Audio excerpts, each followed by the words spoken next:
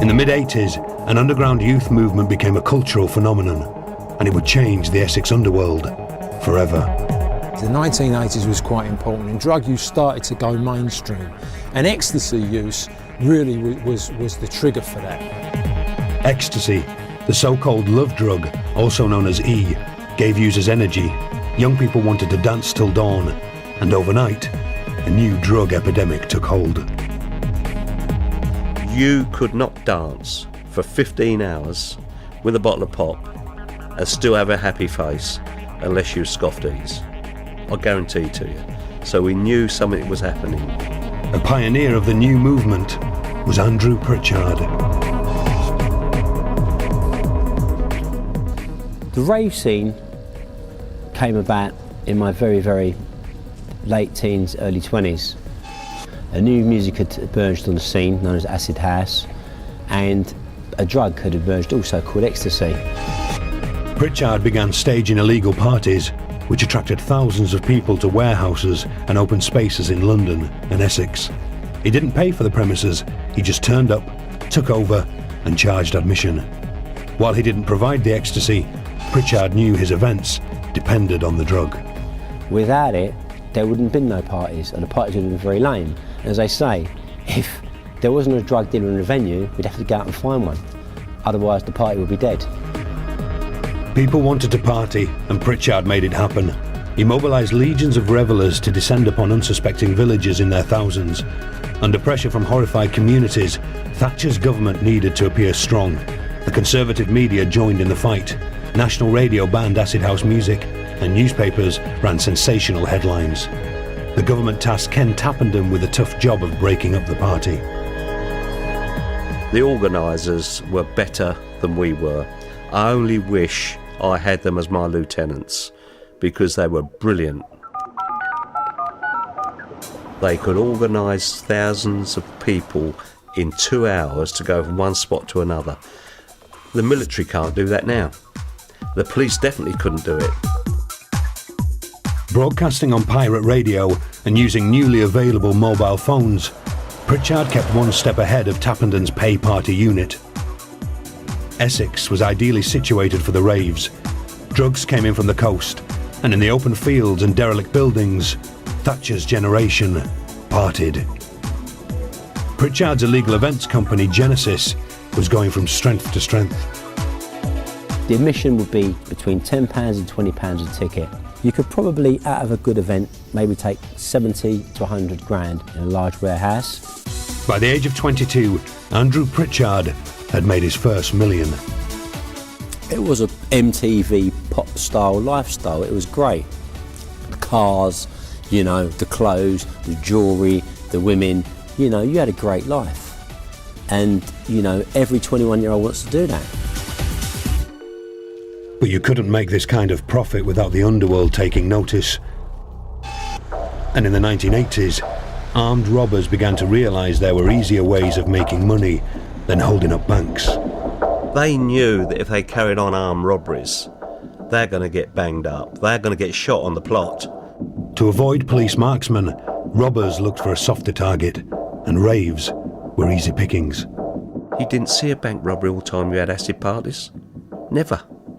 You didn't have to.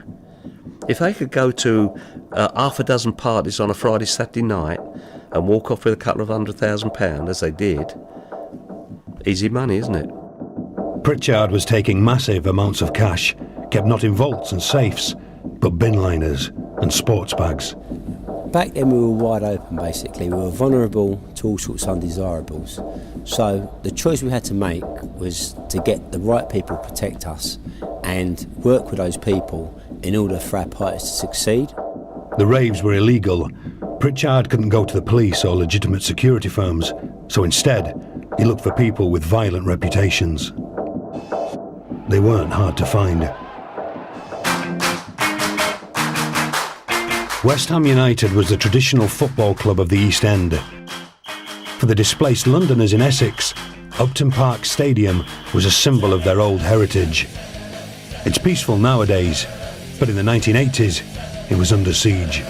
Every weekend, rival firms of football hooligans orchestrated violence on the terraces. With long-term hooligan Carlton Leach at its heart, West Ham's intercity firm, or ICF, were the most notorious. Football violence was nothing new, but the ICF were different. Embodying the spirit of the age, they were upwardly mobile and ambitious. They were once described as Thatcher's eagles. You want to be the best, don't you? We all want to be. You want to be tops in life, whatever it is. They were incredibly sharp and entrepreneurial, and they saw this as an opportunity. Rather than whacking other football fans at the weekend for nothing, they thought, well, if we're going to use muscle and we're going to use reputation, we might just as well get paid for it, which is what they did. The ICF soon evolved from football hooligans to security entrepreneurs, bouncers and doormen. In the decades that followed, some of them would help to bring violence and bloodshed to gangland Essex. But in 1988, Rave organiser Andrew Pritchard simply wanted to protect his profits, and Leach was about to get a piece of the action. There was a rave thing called Genesis, and did we want to do supply and security for it? £250 a night. What? Leach already had a part-time job as a doorman, but he'd never seen anything like the raves. Because we was used to sort of like 100, 200 people in a club. You get quite a lot of trouble when it comes down to drink. And then we're in a warehouse and there's like thousands of people queuing up, people coming in, and it was like just madness. The architects of the love drug culture were now in bed with men of violence. As far as Tappenden was concerned, Pritchard and his friends were in too deep. They weren't hard men. They were Jack the Lad. They'd been to Ibiza. They'd stripped down, not worn a shirt for 3 months, liked a bit of money, got with the girls, had a few drugs. They weren't villains, but they were mad to carry on with it, because when the gangsters got into it, you knew then that we were in big trouble. As profits soared, the ICF tried to take over and began to demand an ever-increasing share of the proceeds. We started off on wages and then they decided to give us a cut because it was getting so busy that we got a percentage of the door. In Leach's view, this wasn't extortion, simply an arrangement that worked for both parties. To bring us on board as a partner was quite a clever move by Andrew and the boys, because that made us part of it. So you're not going to destroy your own thing, you're not going to ruin your own thing, and you're now part of it. I think we was like quarter partners or something like that, it worked out, so whatever it was. But you're not going to mess up your own thing. There's a very fine line between security and extortion. It's a difficult line to draw between actually you pay me for stopping trouble in your club, or if you don't pay me, there will be trouble in your club. We kind of inadvertently had brought back the protection rackets through the parties. Extortion, in actual fact, and enforcement became a business again. Tappenden believed that firms like the ICF had also muscled in on the drugs trade at the events. You're never going to argue with 10 real good bouncers who are good villains, GBH merchants, attempt murder merchants. You're not going to argue with them when they got a Rottweiler dog on the end of a leash. The rave scene was descending further and further into the underworld. Tappenden now had Pritchard firmly in his sights. If he mixed with gangsters, he had to be taken down. They got the mad notion one day to set riot squads out for us. Now, when you got a riot squad of aggressive police who turn up in SPG vans with helmets and shields, you can have a big problem in your hands, because not only have you got maybe 12 or 15 strong doormen who are going to be your first port of entry who are going to try to stop you, you've got 4,000 or 5,000 people behind now who are also going to be extremely pissed off. In 3 violent months, the Pay Party unit made 265 arrests and recovered chilling proof that gangsters had infected the rave scene. To avoid the heat, Pritchard slipped quietly out of the country, but the Essex Underworld had not seen the last of him. Ken Tappenden retired from the police force in 1993. The war on drugs had been his last stand. He always felt it was a losing battle. You never win. Why on earth I turned out 600 policemen some nights, I don't know. Evolution of villainy evolution of drugs, evolution of music was always going to overtake us. All we did for a while was put the sandbags across the door, and when you took that off, it was just a flood of villainy with violence. In the 1990s, the underground rave scene exploded onto the mainstream stage. While the government introduced new laws to tackle the warehouse parties, giving police the upper hand, new licensing laws meant Essex nightclubs could stay open late. Keen to cash in on the music's popularity, clubs began to stage legal rave nights of their own. But with raves came drugs, and with the drugs came a bloody gang war. The battlefield would be Basildon, the new town that 50 years earlier had embodied optimism and a bright future. It was this town that gave birth to a gang destined to go down in Underworld legend as the infamous Essex Boys. Their leader was Tony Tucker, a security entrepreneur who, like Carlton Leach and the ICF before him, controlled the drugs trade as gatekeeper to the ecstasy-fueled raves. They were found in this Range Rover. All three men were shot through the head at point-blank range. Detectives believe the killings have all the hallmarks of a gangland murder. You have 26 messages. Tony's Colton, can you give us a ring? Cheers, mate. Tom, can you ring us back if he's dead? We're worried. Will you ring us straight back as soon as you can? Hi, it's Annie Mae. Can you just give us a ring, please? Let us know you're alright. Because at the moment I think you're dead. On the night of December the 6th, 1995, the gang were lured to this remote country lane, where they were ambushed by two mystery gunmen.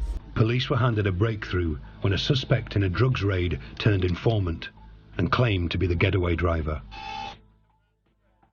On his evidence, Michael Steele and Jack Womes were convicted of murdering the Essex Boys. Steele had been a big-time drug smuggler, one of many people the gang had threatened. Womes was his accomplice.